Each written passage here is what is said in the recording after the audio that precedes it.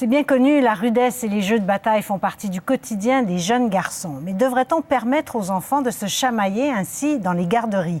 Il y a beaucoup d'avis divergents sur la question, mais un regroupement de centres de la petite enfance du Québec propose d'encadrer ces jeux au lieu de les interdire. Voici ce qu'a appris Mathieu Dion. Se pourchasser, se chamailler, jouer avec des épées, c'est une façon comme une autre de s'amuser chez la plupart des garçons. Mais il leur arrive parfois, à la garderie, d'être freinés dans leur jeu. Spontanément, on va penser que c'est de la violence, donc on va vouloir stopper. On avait une certaine latitude qu'on ne voit plus maintenant. Donc le fait probablement que les familles sont moins nombreuses, en tout cas il y a divers facteurs là, qui peuvent entrer en ligne de compte. Notre société, elle en est là maintenant. Donc oui, effectivement, il y a cette obsession-là du risque zéro, effectivement, oui.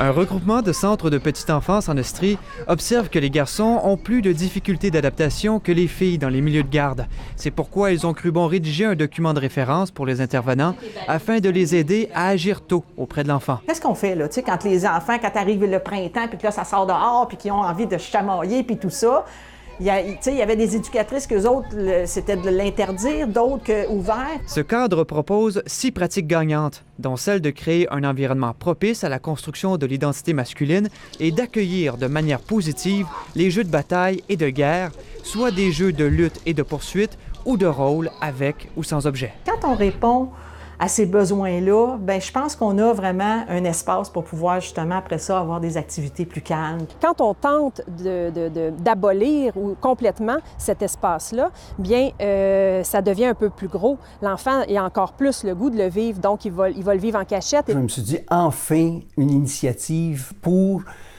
permettre aux garçons d'exprimer leur identité.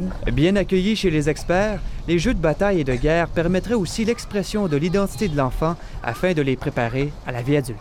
Un enfant poursuit l'autre, tout à coup, c'est inversé et c'est A poursuit B, puis B poursuit A à son tour. La même chose, à un moment donné, l'enfant a le dessus dans le jeu de bataille, tout à coup, il a le dessous. Ça permet de développer très rapidement des amitiés, de l'affiliation entre les enfants quand ils peuvent se batailler comme ça, là. Donc, on fait le salut, donc ensuite, on engage et on s'amuse. Et l'encadrement est la clé pour éviter que les jeux basculent dans la violence. Il y a des signes là, qui nous démontrent, les enfants, il y en a un qui sourit plus, on sent que là, oups, le visage se crispe, donc clairement, il est plus en période de plaisir, on arrête le jeu immédiatement, et puis là, on va sûrement faire une intervention. Permettre les jeux de bataille et de guerre renforce somme toute l'idée de certains experts qu'il faut ajuster le système de l'éducation en fonction de la vraie nature des garçons. Ici Mathieu Dion, Radio-Canada, Québec.